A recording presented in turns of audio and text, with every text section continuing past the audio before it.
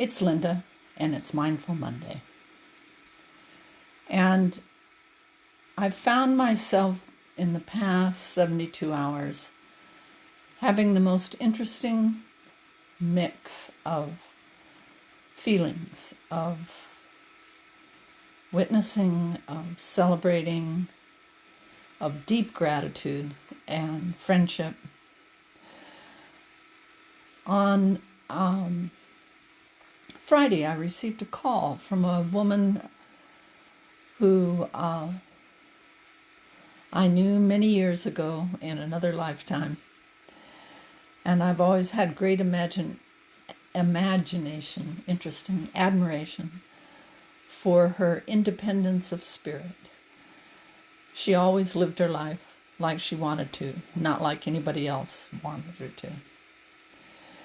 And she called and asked me out to dinner. She doesn't even live in my part of the world. She lives in Massachusetts. So I go out to dinner and she looks the same. She's as much vitality as ever. And she announces to me, I'm going to be leaving in January. I'm moving to Florida. And I said, how come? Because that's a kind of a new choice for her. And she said, I have liver cancer. It's not treatable. And I have about 2 months to live. So I've set up hospice. I'm going to go stay with my brothers. Everything's all taken care of. And I just wanted you to know so that it wouldn't come as a surprise. And in the process of our conversation, it was as if there was no room for grief or loss. Her approach to this experience was so straightforward, so direct, so matter of fact. And I know many parts of her life, and she has lived what we would call a life filled with many risks. Excuse me, I have dogs talking to me. And yet there was no regret. There was no, I wish I would have. She really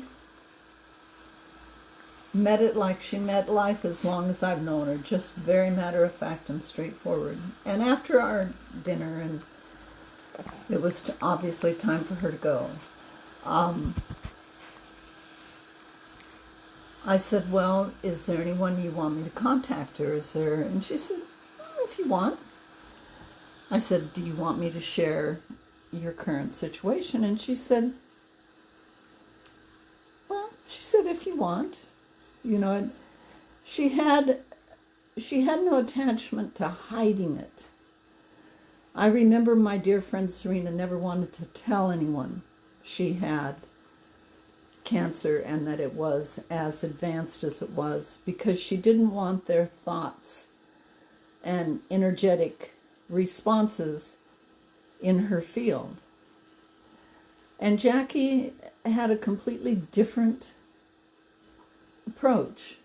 It was as if she had already owned it and moved on. And that this was an experience like any other experience in life.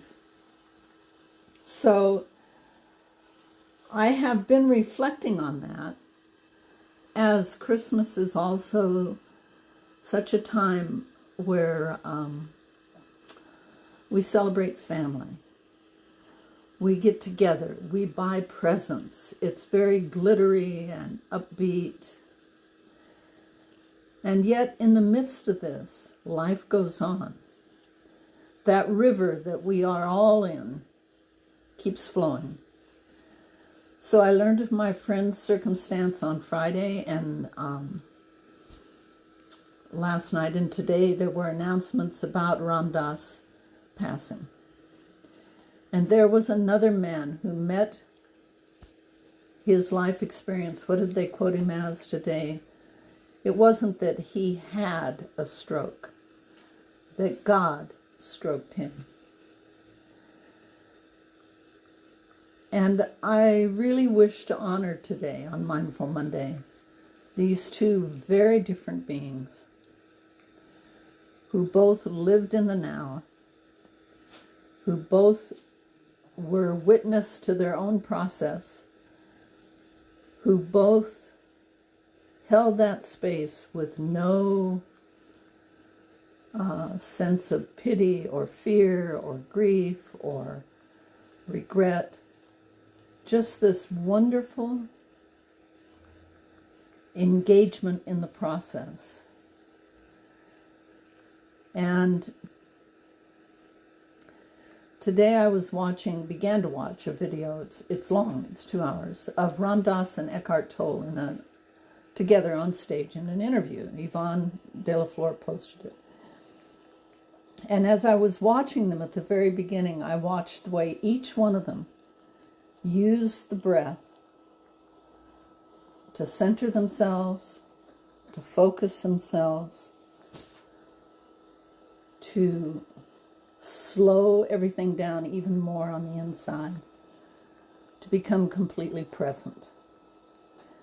So today, on Mindful Monday, in the midst of all the busyness and the excitement and the celebration that this time of year holds, I invite you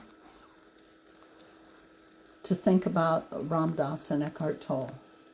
Take a breath, center yourself, and become totally present to the experience, whatever it is. Blessings to you all. Have a glorious evening. Celebrate and love yourselves and your life. It's the one you've got. Bye.